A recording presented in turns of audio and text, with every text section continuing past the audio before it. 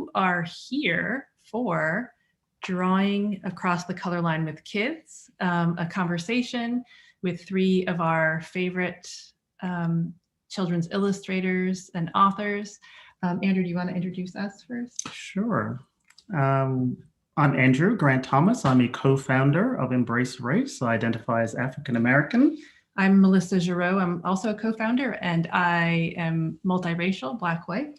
Embrace Race, for those of you who don't know, is a national nonprofit organization. Our mission is to support parents, educators, other caregivers to children to help those children be thoughtful, informed, and brave about race. And so one of the concerns we have, one thing we pay a lot of attention to, is racial representation in the world, right? The kind of messages, the kind of representations our children are seeing.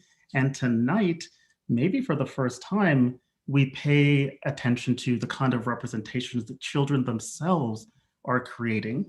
Right. And this webinar was inspired, this conversation was inspired by, we actually are also a couple, life partners, and we have two kids upstairs, and it was inspired by them, watching them. They are Black multiracial girls, and when they started to draw, we saw a lot of white characters. They were drawing a lot of white characters, and we sort of thought, that's interesting because they're so surrounded by representationally and people-wise by such a diverse community. And we thought back to how we learned to draw and what we were drawing and where you learned, and you start with white paper. And it just brought a lot of questions.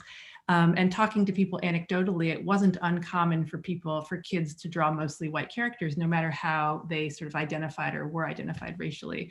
So there's not a lot of research on this, but we really are interested in the questions and how to do this job of caretaking parenting better.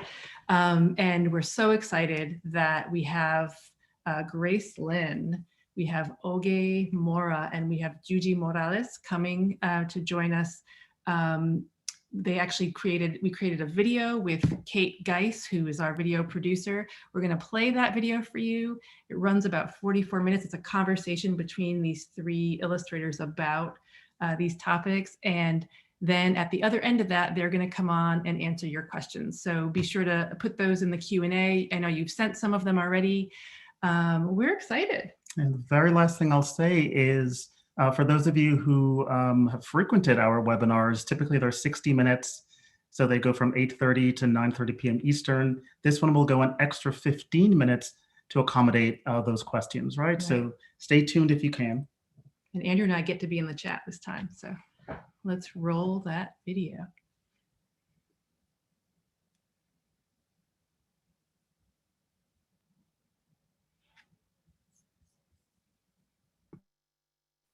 I used to do a lot of my drawing practice, drawing other people's faces. I remember at the time being kind of shy and not being brave enough to put myself out as someone who liked to draw. So then I copied portraits that were on the walls of my house or in the albums with photographs, and I will copy them. But I always like faces. That was my favorite thing to do. I use my face a lot. I will go inside my bedroom and I will close the door because, again, I was still shy of showing my interest. Because at that time I was drawing people from my family, so they were very familiar to me. But then when I was in middle school, one of our first exercises was to draw the person who was sitting next to us, and that there was a girl. She must have been 12 years old. I was about 11. I remember not being one of them, and not being one of the ones that everybody wanted to be friends with. And this girl wasn't either. And by me looking at her and looking with the eyes of just what I see, and I put it on the paper, became an exercise of observation. I didn't have that much conscious about I'm gonna connect with her or anything. I was just trying to understand how she looked like. And then I remember that she was absolutely happy because the drawing kind of looked like her. When you are being seen by someone else, and especially if that person is drawing you, then because they have to look at you carefully, I don't know, the act just becomes it's like I'm grateful for that. Yeah, I think it's kind of like this, when you draw someone, it's kind of like you're really seeing them, and when they see the picture, they're so excited, or they feel so something, because it's like, oh, you see me. And I don't really remember drawing myself when I was younger.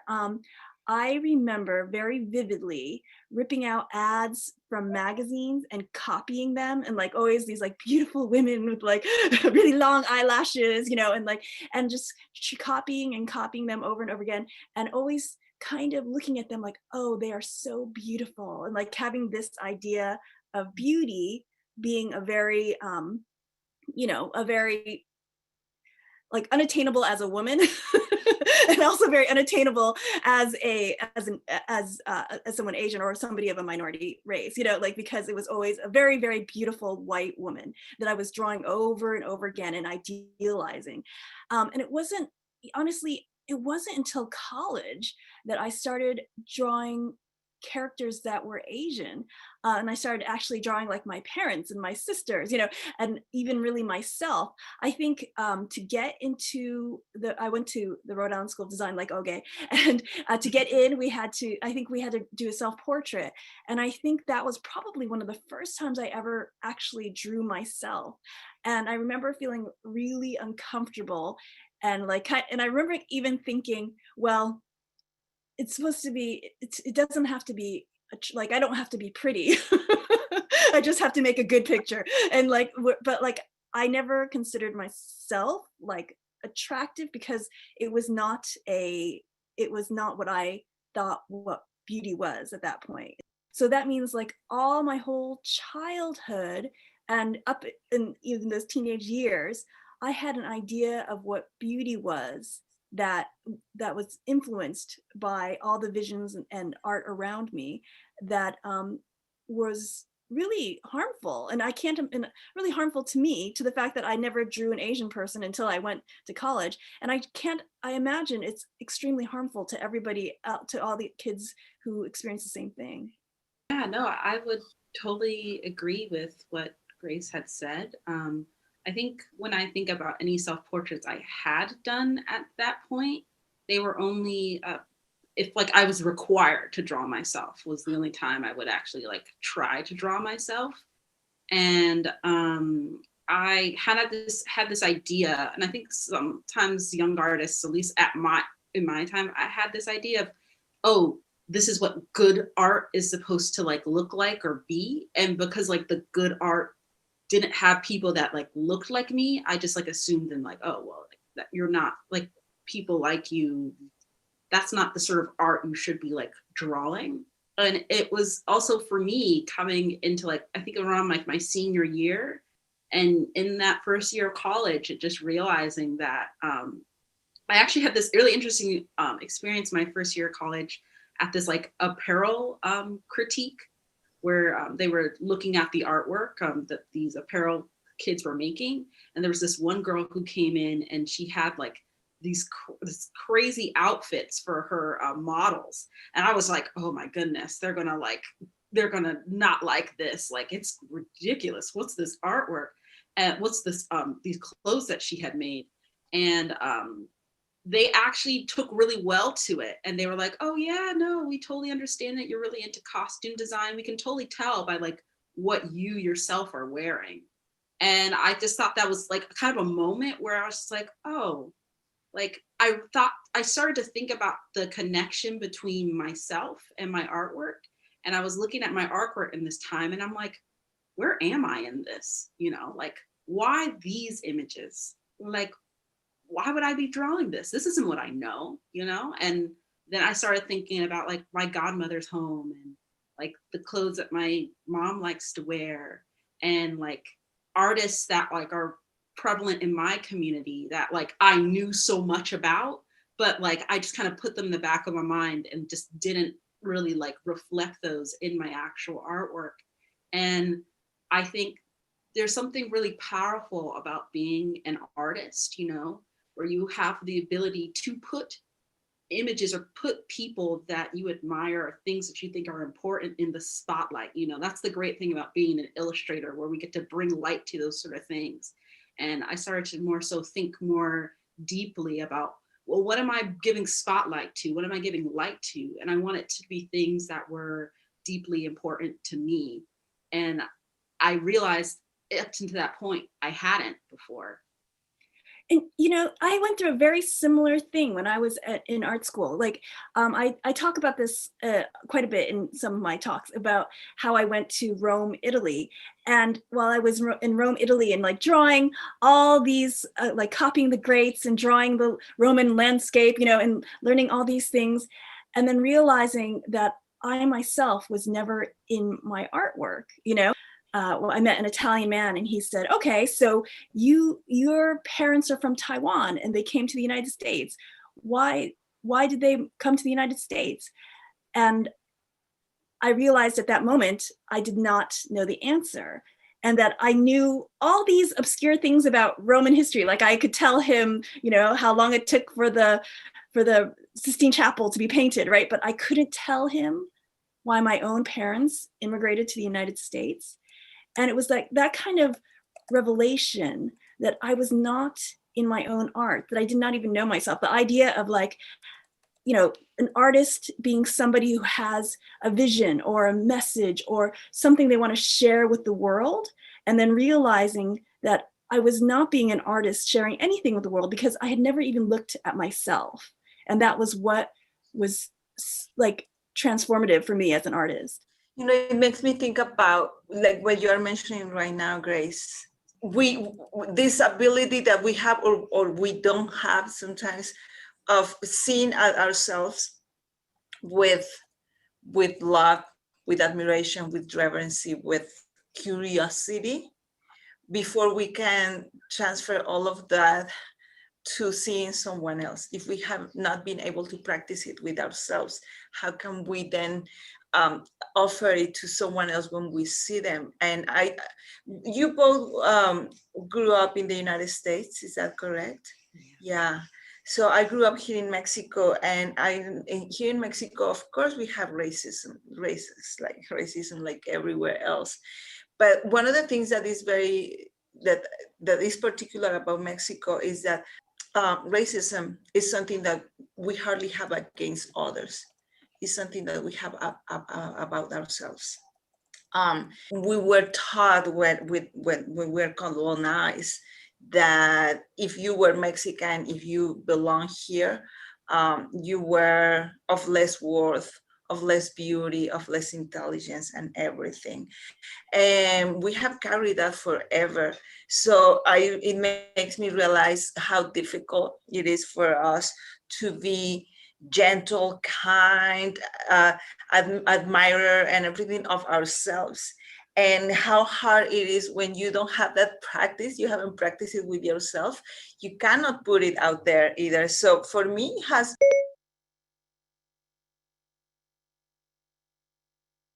learning to look at myself and honor like things like the way I look, especially when they don't fit the images that we have been always provided about what beauty is, about what intelligence is, about what being of certain worth looks like. A lot of kids when they are in the United States, but especially those that come from Latino families, they are also having that battle. They are also trying to figure out how to feel proud of the way that they look. Does that happen to you too? Like, have you seen that in your community? Oh, definitely. Oh, yeah. I was at a school and I was doing a collage workshop. Like I have like my first grade image of me. I drew myself, and so I had the kids draw themselves. I was working with the kids and going around and seeing how they were working with stuff. And I get to a little black girl, and she's like drawing. Well, she's not drawing actually.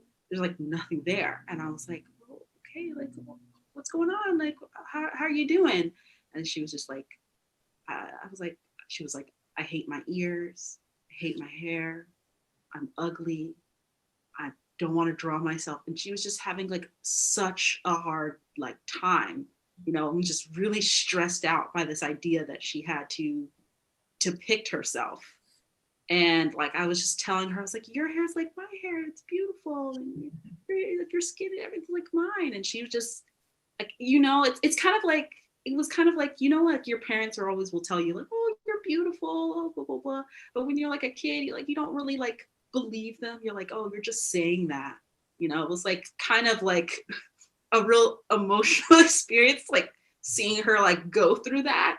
And also the idea that she was only like in first grade.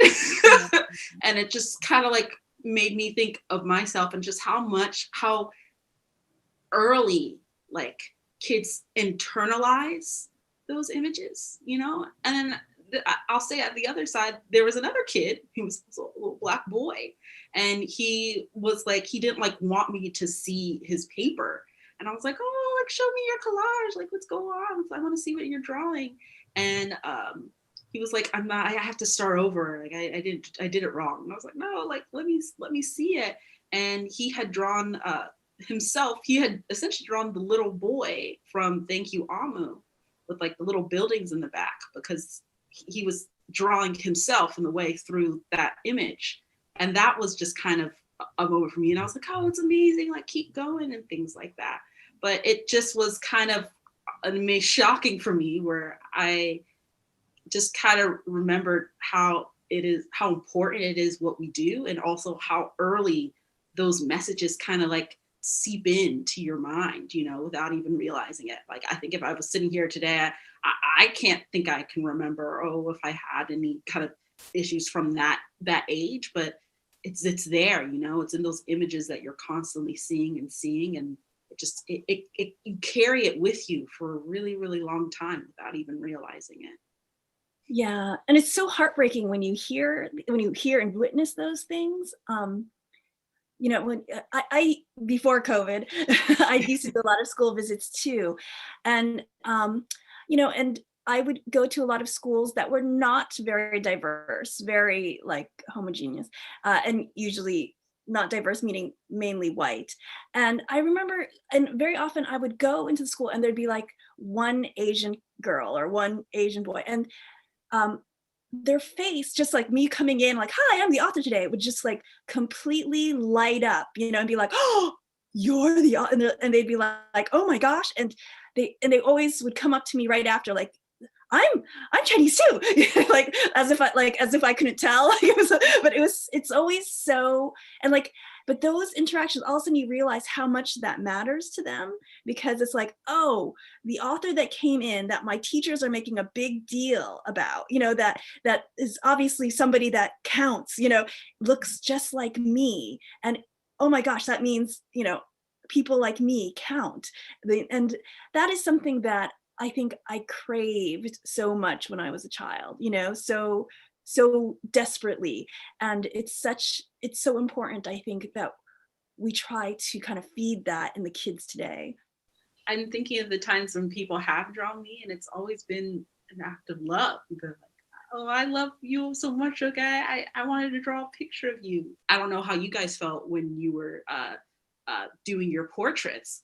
I felt a little nervous. I kind of felt like someone was watching me over my shoulder, which I don't think any artist really likes someone to watch them as they draw. And you're like, oh, you're making me nervous. What if I mess up? And I think there's also a lot of fear that can come about when you're drawing someone else, you know, and you're like, oh no, what if it doesn't look like them? What if I don't get it perfect? You know, what if I hurt their feelings? Yeah. And it's about kind of like getting over that hump and just kind of putting yourself out there, you know, and being comfortable with like, oh, maybe the first line I put down is the perfect line, but it doesn't have to be the perfect line. You know, I can just kind of go about, and I can learn about this subject matter, like as I'm going about it, you know, and just getting comfortable putting lines on the page. I'm always like looking to like get the simple shapes. So you really want to break things down into like circles and squares, because you know, like, I don't want to get too precious about every single line, because those are going to be the things that I'm going to be cutting out. I can just kind of go about and I can learn about this subject matter like as I'm going about it.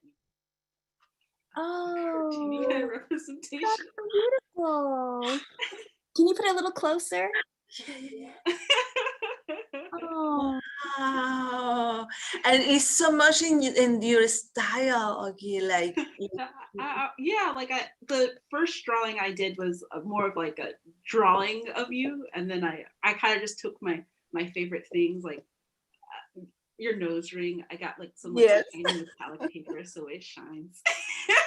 Wow. And then I also was like obsessed with your hair. yes. Lots of like the little like curls and rifts. Yes. Like hair and a nose ring, and that's it. Oh, Wait, I'm sorry, was that cut paper or paint? cut paper. Some of it's painted, some of it's like cut paper. So like I had like a sketch underneath it, and then like I traced out the bits, and then I cut the paper and put it in spots. So it's like half and half. Oh, wow, I love it. All right, who's next? My drawing of Grace, even though I made it with a lot of love, it doesn't exactly look like Grace, right? And I think that I want to give myself permission to not have to make it look exactly like Grace, but to understand that it is a combination of looking at me at the picture of Grace and doing with what I have, with whatever, my hands, my pencil, and everything, or my tools, and my whatever skills I might have, something happened on the paper that is I'm gonna call it the translation of Grace, right? Which has to do something that Grace is, but has so much to do with something I had to give. And I'm gonna show you my drawing. Oh, wow. It's beautiful. Oh, I drew with my pencil first. I can show you. And I tried to copy what I saw, what I was seeing about Grace, like her eyebrows. I was thinking, oh, these are like the clouds that are on the face. And then I gave you lots of colors for your skin and your hair. I have these pastel crayons, and that's how I started painting it. I was remembering about the themes of your books and some of the things that you put out there for the world. And one of the thoughts that came to me was the night, the scenes of the night and the sky. So I decided to give you like a sky night that's so beautiful. outfit with some stars, and then I was putting these little flowers, just kind of experimenting, and a moon above you. Oh, I love it. It's so beautiful, Gigi. Oh.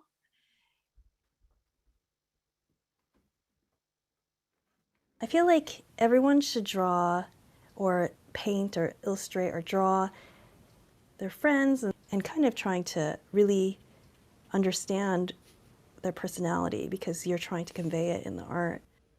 It's when I'm doing the painting that things kind of become more alive to me. I started thinking of her as a really bright and vibrant person, and how she's so open and warm, and all those kind of characteristics came into my head as I started mixing the colors. So this is what I did. Oh, it's me! You got my glasses so well. I love it. Did you paint it with? So I painted with gouache, and I know I didn't quite get your chin right. So like. No, it's great. I love it. So it's gouache, which is like a thicker thick watercolor kind of thing, opaque watercolor. So I also love the outside, the marks. I always live for I love how the vignette you've made around me. so yeah, so well, what I really enjoyed was really like getting your hair, like, and doing the way it fell on the shirt and everything like that. That was really, really fun. And something that I, since I actually mainly illustrate Asian, the Asian people and Asian characters. So it was like really, what was illuminating to me was how different like your hair falls on your clothes, like versus like when I paint my hair falling on my clothes, it's a much different kind of like feel. So that was like really illuminating to me. So it looks so amazing. I was really nervous showing it to you. Oh, no. I realized that too, that it made me nervous to like, because you don't want to be seen as someone who doesn't do it right. Yeah. Yeah. That's correct. Is that how you feel? Yeah. Yeah. I think so. It's an interesting thing. Like when we ask kids to draw someone, like how do we alleviate that worry? Because if we feel it, then they must really. Maybe it's the idea that they draw something and they don't have to show it to the person. Like maybe it's the idea of like take somebody from though I don't know. I don't even know if that's really the right thing to do either, because I feel like so much of it is like seeing a friend, like I was saying, when you draw somebody that there's such a love that you feel when you do that. So I would also hate for them to just choose like a anonymous person, that they have no connection to and just draw that because they're scared to share it. So maybe it's just more embracing the fact that there will always be fear when you create art, but it's embracing that fear and having the courage to go forth, And just because you draw someone that doesn't mean that you have to show it to them, you could just draw, because like I think about my own sketchbook, and it's kind of like a diary, like there's parts where I write my thoughts, and then I'll draw my little secret personal drawings of people or things that I'll see around. And like I think the thing of, even with like the painting I made of Juji, like I knew I enjoyed doing it and I liked it, but I didn't know Juju was gonna like it. So like if you could make but if you could make an illustration of his drawings you really like you can maybe when you're ready share them with someone else, but you don't have to. Like a lot of the kids that I go to, they believe that they don't like to draw. A lot of them just don't feel like, they compare themselves or they have been discouraged in their attempts. And it makes me remember how fragile it is. Creating, and we as artists, I know that when I'm just starting to do something, I will feel so weak about it. I will feel like I'm not good enough, I'm not capable enough, that my drawings look awful. And there are stages of our work that feel so fragile that we don't even want to show them anybody, because any gesture of disapproval might just break us and feel like, okay, I'm stopping here. And I know that happens to children as well. That's why most adults don't continue drawing, because at some point they were made believe that even if that the drawing, if it didn't look like Michelangelo or something like that, then it wasn't worth it. And thinking about how children who are just being exposed to the idea of looking with different eyes, looking with open eyes at what they can draw, they might feel overwhelmed by the task, and they are probably gonna draw what they have always seen. So it makes me wonder, it's not like I have an answer, so I kind of put it there. Like, it makes me wonder, how do we do that? How do we give a child that we have just met an open experience of the world, of what they can draw? What got me into drawing or art was stories, and just really liking stories and seeing the pictures and things like that, and then wanting to do that for myself. Like, oh, I want to kind of draw my own stories.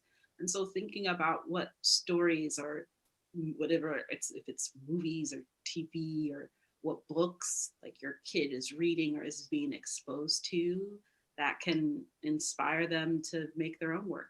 Really exposing your kid to just a whole variety of books and stories and tales and things that can really engage them, I think is really great. Because I think something that I've noticed a lot when I talk to a lot of other illustrators or authors is, oh, I'm drawing these images, or I'm writing these words because I didn't see myself in picture books, or I didn't see myself. But, you know, as you know, we're part of this field and look back at history, those books and those stories, they were there. A lot of those stories, like there were stories like that were there. But the thing is, it's not enough just that those stories were there, but how are we connecting those stories to kids? And did kids have access to those stories, and making sure that there's that connection there? The books are not enough, you know, and the truth is, you know, there's this wave ever since We Need Diverse Books came out, you know, like we need diverse books, and we do need diverse books, no question about it, right? And we've needed diverse books for a long time, but the truth is we've had diverse books, and these books are just tools, and they're wonderful tools, but they're completely useless unless we use them. And so the important thing is to use these tools, to share with your kid as many different kinds of books as possible. And not just books, though of course we're all like book lovers, but like, you know, even as much as like watching the TV programs they do, like are they only watching programs that have characters that don't have any characters of color? Like maybe encourage them to watch something else, you know, to add to their repertoire, you know, like try to think of it as like trying to give them a media diet that is very, very diverse. You know, like they all talk about like when you eat your food, your plate should be colorful. Like that's the healthiest thing. Well, that goes the same thing with the media that they ingest in terms of visual and reading and all those things. It should be as colorful as possible. Like looking for the diversity in everything that you do. And then doing it in a way that sometimes might feel risky, which is that you look at others with the eyes of admiration, of curiosity. We haven't been taught to do that. Even when we ask questions, most of the time we know the answers, right? We hardly know how to ask questions, even us as adults that really are open to the answer that the other one is going to give.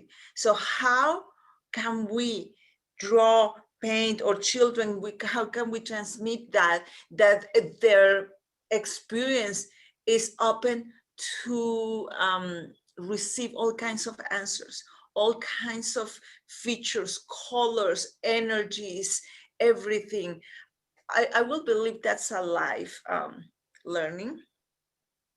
But at the same time, I think that we have to start somewhere. You know, how do we cultivate this, and how it's a lifelong process? And I really do think it's a lifelong process of letting a child feel validated. You know, like they need to feel validated. They need to feel like they are important enough, you know, like in the sense, not in the sense of an ego, but like that they can do these kind of things.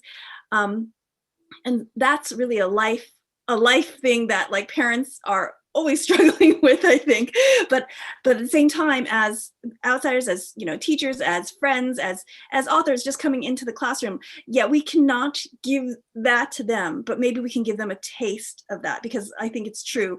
I think that kind of validation is something they need to keep building and building in their whole life. But hopefully we can give them a little of that, and hopefully they can get a little of that through the art process. And I think the thing that we have to emphasize during the art process is the idea of what Oge was saying about it's okay to feel vulnerable.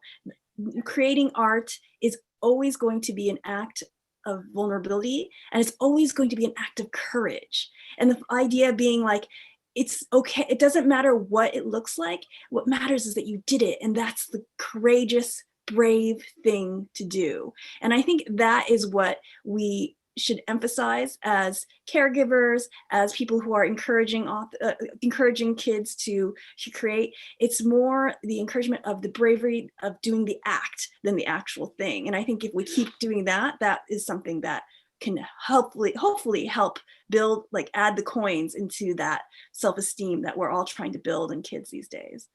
Wow, it makes me think about then how important it is to create a place where first it is okay to be vulnerable, and if we are capable of drawing something that honors ourselves, but it also honors others, we have to live a life that teaches us how to do that, even when we are not drawing, even when we are not creating. So when we come to the desk and we take our piece of paper and start creating, which is a process in which we actually can look at our own feelings, our own emotions, our own thoughts, and process them and make something else.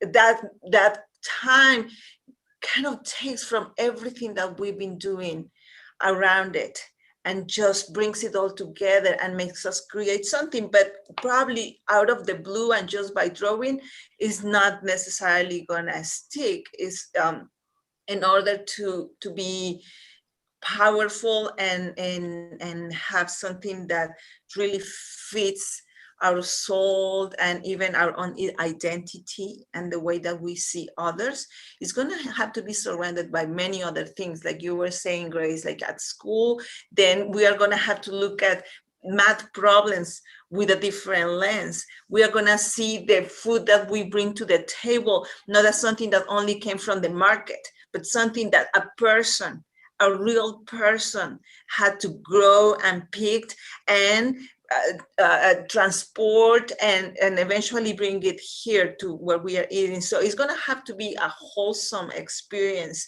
And then so that then drawing doesn't become only the act of taking a pencil or something and making lines. Then it becomes a way of processing everything that we are feeling and living at the moment.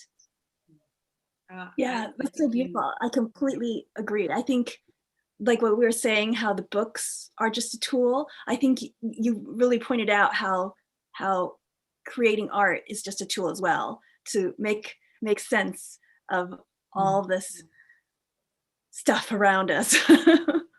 And I think something that I really admire about kids, and I'm just eternally fascinated by, is just how good they are at that. Like, kids are just so observational, and they see so many things. And like even when it's like on the topic of like books, our picture books that we all make, like I'll go into a school or something like that, and a kid will ask a question about an image, and I'll be like, how did you even notice that? Like, they'd see all those tiny details. They just are really good at reading images and just really being observational, And I think I think when I think about my experience as a kid, is like I was always a people watcher. I always loved looking at people. Like, how do I get what I'm seeing like on that page? Was something that was always kind of difficult for me. And I think it's for every artist to this day.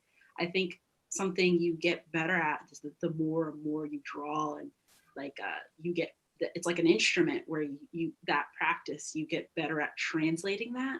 But it's not just like what makes your work magical or what makes you magical isn't what's on that page. It's the fact that you're seeing that beauty, like it, that's creativity. It's just seeing the beauty that's all around you. And kids are just so observational and just very cognizant of that. And so I think if they're like, parents are thinking about like with their kids, like one thing I always try to get kids out of is like, like when kids like first kind of learning to draw, they get so precious and they're like doing these like little feathery lines. Like maybe you start them without even thinking about they have to draw someone at all. Just get them in the process of making marks and scribbling and just really having a lot of fun on the page, but putting something on the page. Both me and my husband are pretty creative. We're always kind of making things. One of the things that my husband and I foster in my daughter is I think that we really kind of foster an atmosphere of creativity. like we just always have materials available. And like, so there's always art supplies anywhere, like on any shelf anywhere. So art supplies and books are always available. So she sees us making things all the time. So she's like, oh, I'll make something too. And I also think this kind of touches on what we were talking about in terms of vulnerability. Like if you draw something, you're like, oh, I'm a little scared to show it because of this, but I'm really proud of doing this, and it made me feel so good doing it, like, and I feel so connected to the person that I was painting because of that. Those are the things that they will get because you've done it with them, or like in parallel. Like I think those are the things that I would encourage parents and caregivers to do. And or at least to bring in artists into the room, in the classroom, who shows how much they love it. And then students will see that and they can emulate that, and they can model, like it's modeled for them. I think modeling is something that is so important that we haven't really given as much weight to in the past, that we thought our words were enough, like, good job, you love that, I love that, and not that they're not important. Words are very important, but I think modeling and actions count so much more. I think there's just something really flattering and touching about someone taking the time to try to see you, like we look at people all the time, but someone really like sat down and was looking at you in particular and was thinking about, like Grace was talking about, how my hair rests on my dress and like the patterns on that, and really, really conscious of you. There's like just a very intimate connection between you and the things that you draw, and someone drawing you and seeing that back,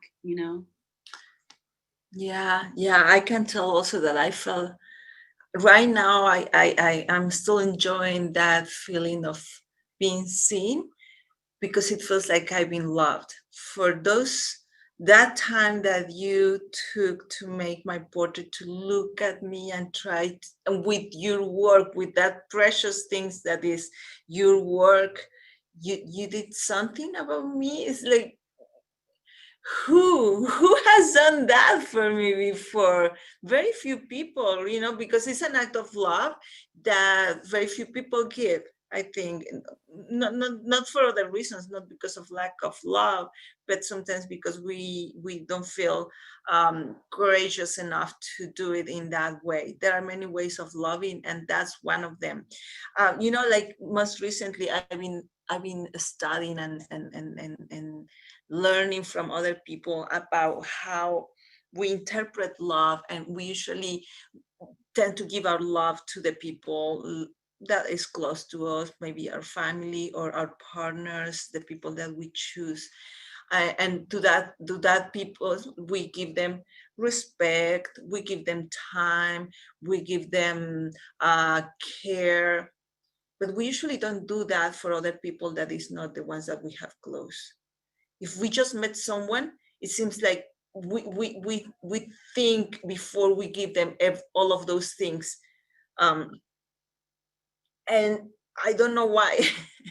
We haven't been taught to give all of that to people that we don't know yet. It seems like it is exclusive.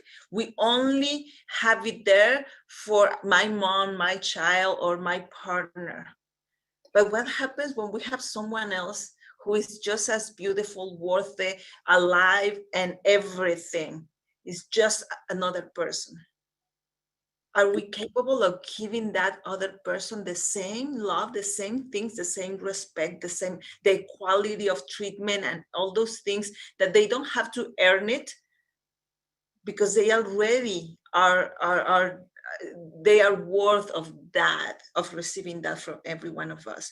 So in this moment, when I see the drawing that you made, Oge, I just felt like you love me for that time, and I'm really grateful for it. I'm just delighted.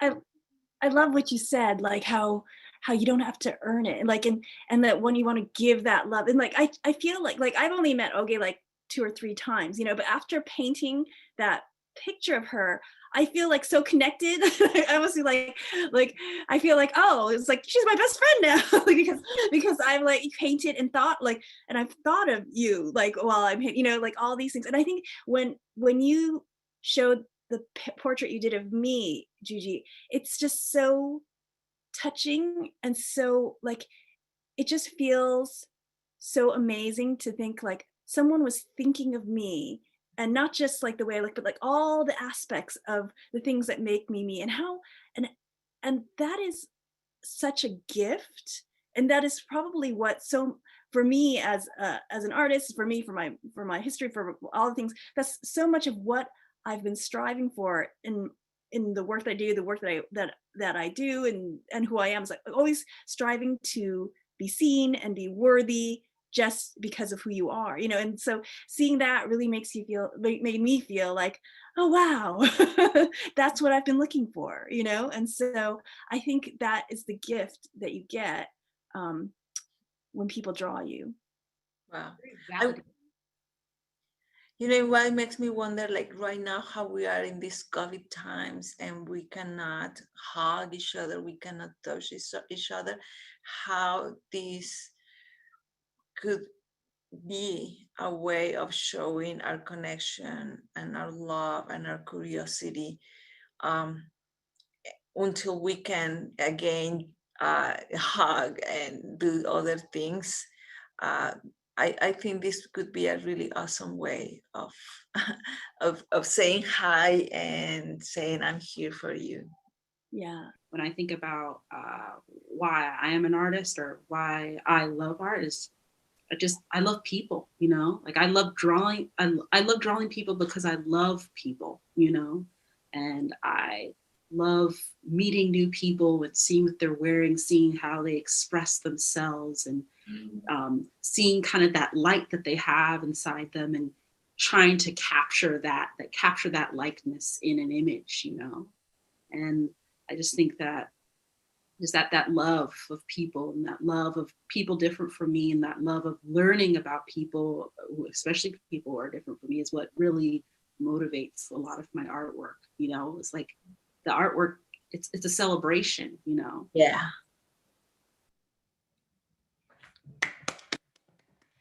Amazing, extraordinary conversation. Yuyi and Oge and Grace, can you join us, please? That was amazing. Hello. Hello. Oh my goodness. That was so moving. An amazing, wonderful conversation. There is so much to appreciate in that conversation. I want to remind folks who don't know that as soon as we can, we will send you, everyone who's registered will get a link to this recording. It's on YouTube and Facebook. It's on YouTube and Facebook, but you know, this recording, like all the recordings of our webinars, will be available on our site, freely available. We have tons of questions, you all, and tons of comments and tons of appreciation for what you just said, or the recording of what you said. This is the best night ever, or something like this is an amazing, this is the perfect like evening. In the middle of COVID. She said, this is the perfect evening. Let me, we'll go straight to questions, and let me start with one that I'm super curious about myself. You said, you know, all of you had the experience really of not drawing yourselves for some time, right? And more generally of having an idea of one, well, and Grace too, right? Until college, right, your application to college, Grace. So what I'm wondering is, obviously that changed, and you're both, you know, seeing yourselves as worthy subjects of your own art, but also seeing your communities and other things that you hadn't seen earlier. And what I'm wondering is, and I know it's a very big sort of general question, but what difference has that made? What has that meant to you, right? To go from an artist who didn't draw yourself, your community, or to someone who does? I can start. Do you want me to start? So for me, it's been absolutely life-changing. I think I've talked about this many times about my path of creating the books that I create now. Like all of my books feature Asian characters, which is kind of crazy when you think about the fact that I never drew any Asian characters before college. And the truth is because I did not want to be Asian. I basically rejected my culture. And I spent a lot of time not wanting to be who I am. And it's through the painting, it's through creating these books, it's through creating these images over and over again that I have finally felt a sense of peace with my identity. And not just peace, but pride, pride, and like feeling like, oh, I don't have to prove if I'm Asian enough or American enough. I'm just who I am. So, and it's through it wasn't like that. It's been like years and years of creating art of like this. Processing it, yeah. And of course I ask, okay, I want to come to you, but to put a point on it, of course I ask in part because we're wondering what is at stake, right? If we can encourage more children to do the same, albeit obviously not as professionals, but Oge, did you want to come in here? Yeah, I think the act of like having my work embody like who I am, it gives you a sense of freedom. I feel like so much of my life was trying, like, it's like you see the images constantly of who you're supposed to be. This is what a Black girl is supposed to be like, or this is what a Nigerian person is supposed to be like, and all these sort of like images or conceptions. And you're constantly trying to conform to those things and conform or fit into these like established molds. And so to finally have a space where someone doesn't have to tell or decide those things for you, you get to decide what images are being celebrated and shown. And it's a very freeing kind of experience, I think, especially for like young kids, and now kind of looking back at myself, like I remember, I always remember like with my locks, like up here, like there's one lock that's shorter than all the rest of my locks. And it's shorter because around the time when I was around 8 or 9, I chopped it because I was actually trying to like chop off all of my hair because I hated it so much. And I would always see my friends with like scrunchies and could do their hair in these different ways because their hair was like straight and it just worked that way. And I was just tired of like not looking like so many of my friends did. And so I started chopping off my hair because I just couldn't take it anymore. And it was actually my mom who caught me and was like, oh no, you can't cut your hair. You can't cut your hair. It's beautiful. And she was able to stop me, but even to this day, whenever I have my hair all the way down after like a shower or something like that, and I see that lock that's like shorter than all the others, and I remember there was a time, this thing that you love about yourself, that you actually, is one of the most beautiful things about you. There was a time where the world had you in such a way where you thought that that was the worst thing about you. And it's been kind of interesting, coming into adulthood and looking back at all those things I was trying to hide about myself and erase about myself. And those being the things that I love the most about myself. It's just a really freeing and complete feeling, and yeah, and just being able to give, to have space to celebrate those things so that maybe a kid down the line won't feel that intense need to erase those precious, beautiful things that define who they are. Thank you, Oge. Juji, did you want to offer some thoughts here? Yeah, well, I was thinking about what you both, Oge and Grace, were talking about, like this attempt of always trying to be someone that we are not. To me, yes, of course, I wanted to be blue eyes and blonde when I was a kid because in my school and in my community, that was appreciated. And even though we didn't have really books for kids, everything around us always told us how beauty and worth was supposed to look like. And it makes me think right now, like there were a lot of questions that I'm learning here from all the comments I'm seeing, reading, and also from all this conversation that we are having. But it makes me think, so how do we bring that to kids? Are kids just quickly gonna pick it up when we say, oh, you are so beautiful, you should go and draw yourself? Most kids are gonna say, I don't believe you, like they are not ready to accept that as a truth because this person is my teacher or is my mom and she's telling me, so of course she's going to tell me that. But that doesn't necessarily, as a kid, I'm not necessarily going to believe it. I believe in the power of art, but I also know that the healing of art is not immediate. It takes work. It takes to be a constant part of our daily exercise. And it has to be a companion of the art of living.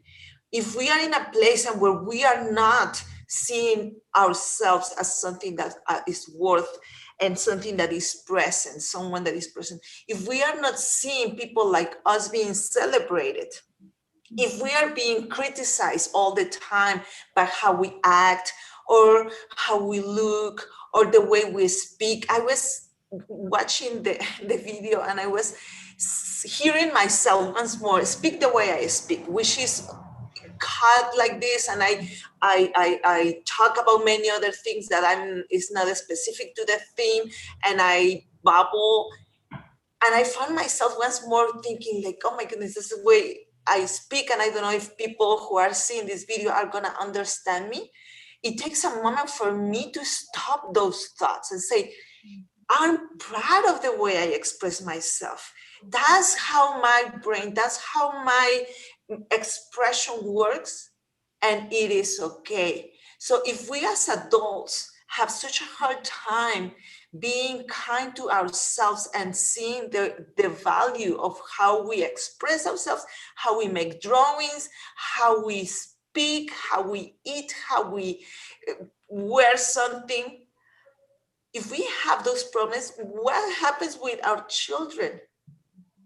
And it takes me again to thinking about how we make our world this space and where children can practice being themselves without being attacked, stopped, criticized for who they are. And I think this is a work that we as adults, we are gonna have to figure out.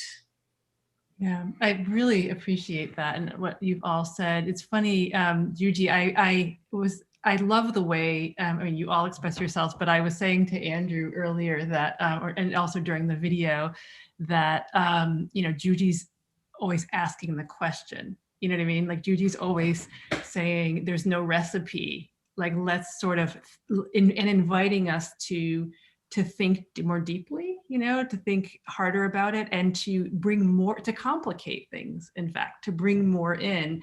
And I think that's a problem. I mean, that's an issue, a problem that we have at Embrace Race a lot, or just in general, if you're talking about race and kids, is people want a recipe. They want to say, okay, and if we had the recipe, Embrace Race would be done, right? If we knew how to stop racism and sort of negative, racial learning. But really it's about the bigger questions. I mean, we know some things, right? But it's really about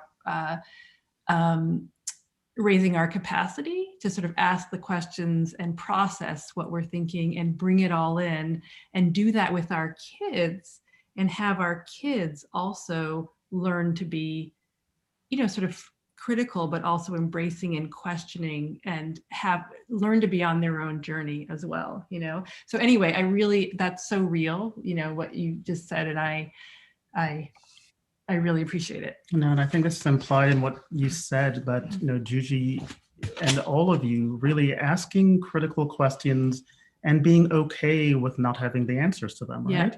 Yeah. Or being okay with having only partial answers. I mean, that's really clear. And really for you all to do this in this context, and this is actually a thing that a number of people have commented on the chat. It's like, it's amazing that they are willing. You talk about vulnerability in art. You are willing to be vulnerable in what you know, what you don't know, your experiences, your reflections.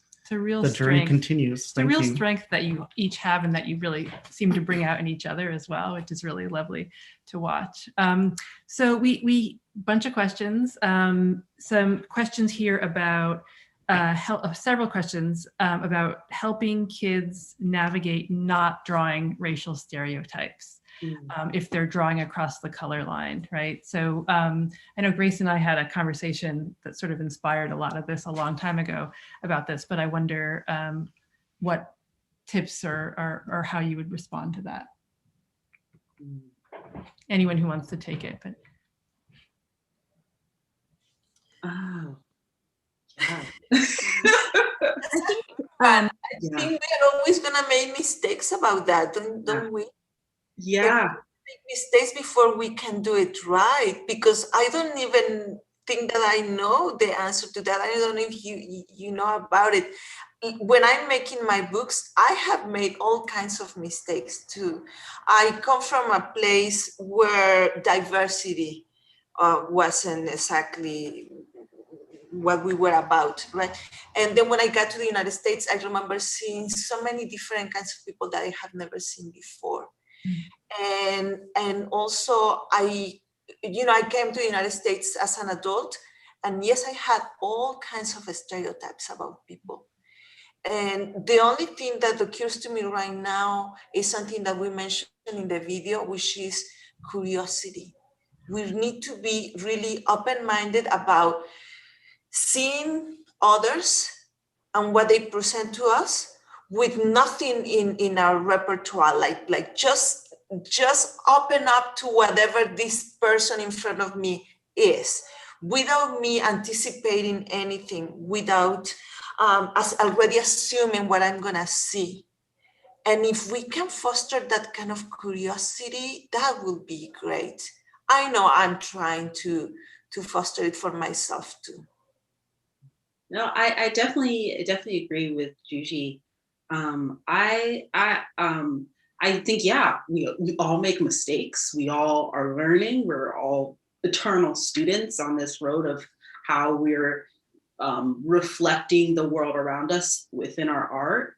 I think something which is usually a pitfall that a lot of artists, like professional artists, get into is that, when someone says, oh, you're trying to draw someone, and you immediately are just trying to just grab things from your head, like the thing about images is that there's so much that you'll take in without even realizing it, and a lot of times a really great way to combat just kind of going to the stereotype or just kind of resting on what you might have already drawn is just drawing from life, drawing from the people that are around you, or drawing from references and things like that, and not just kind of just trying to conjure an image straight from your head. If you're like, if for case in point, you're drawing a little Black girl, like even for me, like I'll go to my sketchbook because I'm always like sketching people, or before COVID, sketching people at cafes and things like that.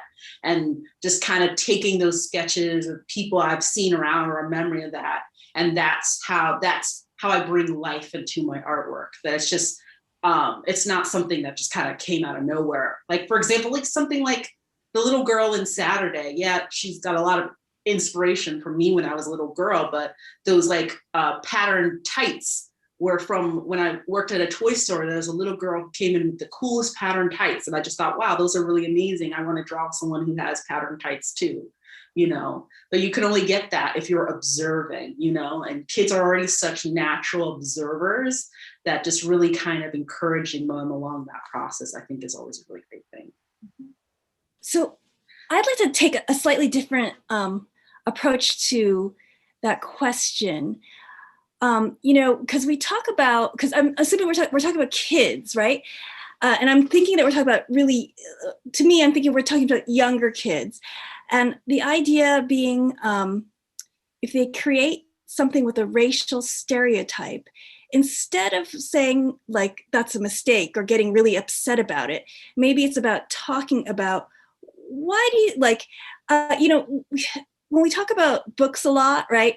And we talk about when we read, like I read to my daughter, and she'll say something that be like, oh, something that's to me is inherently racist, right? And it'll be like, ooh, I'll like kind of cringe. And like my first reaction is to like, oh, that's not right. Let's no, that, why do you think that? And then like and like try to go over. Whereas actually, perhaps the better reaction is, oh, okay, why do you think that the Black boy is like this? And then talking about that and figuring out the deeper meanings of that. And so when a child creates a piece of art that is full of racial stereotypes, it's such an opportunity to talk about, oh, this is very interesting. Why do you think that this character needs to have this kind of hair? Is that because that's all you have seen of this kind of character? Like, and going deeper into that, and like, and if that is, let's look at some other people of color. Let's look at some other Black people, and you'll see, oh, they have all different kinds of hair, things like that. I think that this is an opportunity to feed them more versus an opportunity to be like, like, oh, that's a little cringy, like, which is a natural reaction, right? But I think that if you keep that in mind, that instead of going to the cringe, going to the place that this is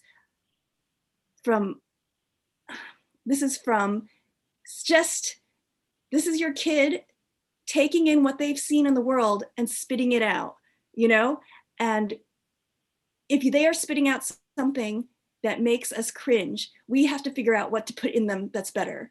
And that's kind of what I was thinking. And so when they're doing a racial stereotype and they're painting it, and you can see it, and it's bothersome, then that's when I feel like we have to start thinking, okay, why don't we look at a real person? And you try to make it look as much as that person as possible, and realize like that Black person doesn't, how is that different from what you really drew, and not in a way that makes them feel bad, but just to make them more observant of what they are creating. I mean, I guess that's what I was thinking.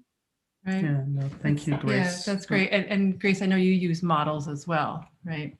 Yeah, and so I actually, one of the things that inspired this whole thing is I actually very, very, very rarely do books that do not feature Asian characters. But for my board book, I actually did one with a Black child because it was a series, but because I decided to do a Black child, I felt very worried that I would fall into racial stereotypes because I very rarely draw Black children. So I actually went out and I purposely got a model, and I purposely used that so that I could make sure that I didn't fall into those blind spots, because I think you can really easily fall into a blind spot, even with the best of intentions, Right. So one of those solutions would be to have, like you said, have people draw a friend or a real person. So you're not drawing, Black people, you're drawing, you're drawing your friend. You're drawing Oge. You're not drawing like somebody else that you're imagining. You talked a lot about vulnerability, and we have a lot of questions about vulnerability, especially with kids, right? And, Oge and Juji, I think you in particular, the two of you really talked about the drawing as a collaboration, right? That you're bringing something of yourself, engaging something in the world. So it's sort of a collaboration, and, not to discount what it is that you bring. And I wonder, we have a number of questions that are really getting at, so essentially, what is the responsibility you have, right, if you're drawing a person, part of the concern that you might have as an artist is, and you all expressed it, right, when you did your reveals of each other, is how will the person receive it, right? You might like it, but they might not. So what is your responsibility to that person's sensibility, right, if you're drawing someone else, versus to that thing that you have that is special, that you are, adding to the collaboration? I think there's first the surrendering the idea that you have any sort of control of how they're going to take their portrait. You might like it, and then but they might not like it. I think there's room for that because art can be so subjective sometimes.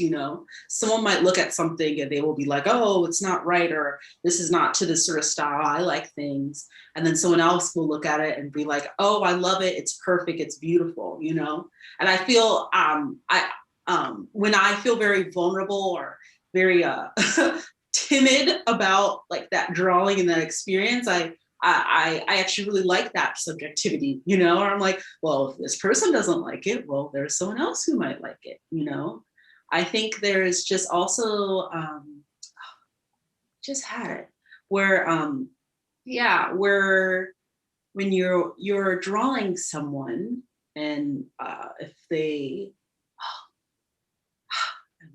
I had one more thing I was going to say. Well, I'll let Juji answer it. If I remember the second point I had, I'll come back. Yeah, okay. I was also thinking about the question can go to us as an adults, and I think that our responsibility is huge. As adults, we are in the process of learning how to be very responsible for our depictions of other people. Now, for children, that would be a different question, and I think a different answer as well, because children are just being themselves and they are learning whether something that they are doing might be hurtful to someone else. And for that, we are going to have to be there for them in our best, with our best of our tools. I feel like as an author, as an illustrator, as an adult that I am making books for children, my responsibility is enormous, because anything that I do, if it is not well done, well thought, and it doesn't come from the right place, really can make a lot of damage. And I think that we need to be very careful about that.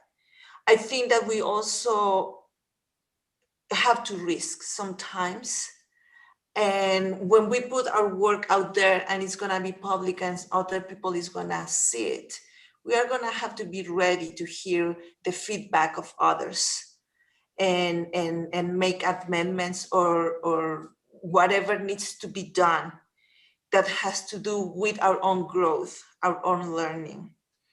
But I think that for children is probably different, because they are just learning how to see others and depict others and create their art, and how that art brings them to a better place emotionally, mentally. And for that, I will offer that whatever artwork kids do, that needs to be treated with a lot of care and love. Even like what you were saying, Grace, even if the depiction is stereotypical or has something that we don't see, like before we cringe, right? We ask the right questions and we see, oh, I see that you did this. Can you tell me more about how you did it? Can we accompany those children to see things differently and do a different work? But also, I will say to let them know that the artwork that they create belongs to them. It doesn't belong to us. It doesn't belong to the teacher. It doesn't belong to the parent. It is their work, and they have a right to not show it if they don't want to not share it with others if they don't want to share it. Because the other part of the learning for children is to know that whatever they are belongs to them and doesn't have to be past the review of us as adults. Our job there is to love them and guide them, and not to destroy their sense of creativity and the way that they see our world. Yeah, no, definitely. I just also remembered my second point is I think it's really important to foster a sense of, regardless of how anyone takes any picture that you make, that doesn't mean anything about you. How someone takes like we've been having such a big conversation about how you're reflected in your artwork and like, oh, like if you're like these self-portraits and stuff like that. But I can make a painting of myself and I can make it as realistic as possible. And if someone comes in and they say, oh, I don't like it, that doesn't have anything to do with me, that there's that separation there, that a painting is just a painting, like obviously for us as professionals, there's a lot more responsibility in there, and there's more of like our artwork has a larger platform and has a responsibility in visual media.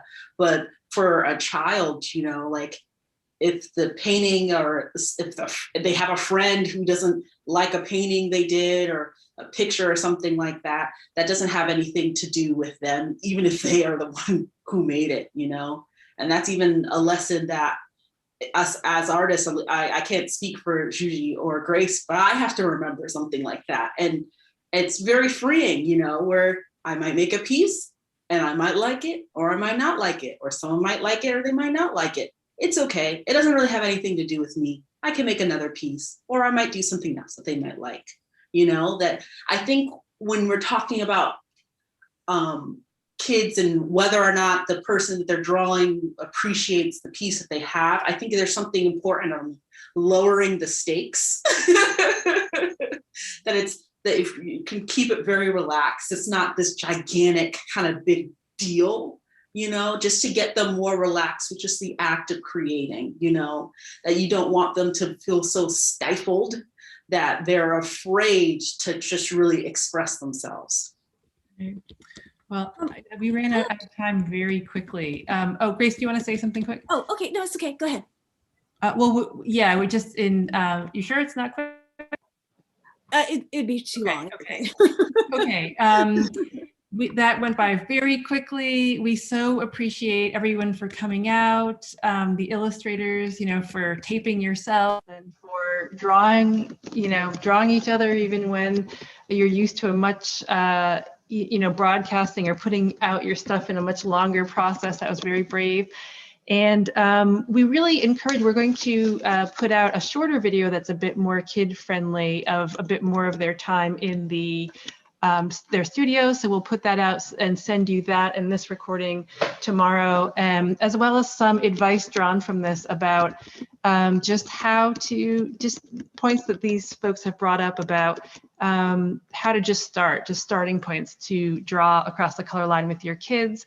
We really want to encourage people to start drawing with their kids, model that for them as well, do it yourself, and tag us, and we'll see what we come up with and what you all come up with, and we will continue the conversation another time. So we're really grateful. We're really grateful. Quick thank you again to our interpreters, to Chris Tuttle, who's behind this, to Kate Geis, who recorded and edited the video you saw. Of course, to our three wonderful artists and illustrators, and to all the folks who made a wonderful chat, incredibly vigorous chat. That chat was banging. We have another webinar in 2 weeks, and 2 Tuesdays from now, so stay tuned for word about that. Again, thank you so much all. Thank you so much. Really appreciate it. Bye. Good night. Bye. Good night.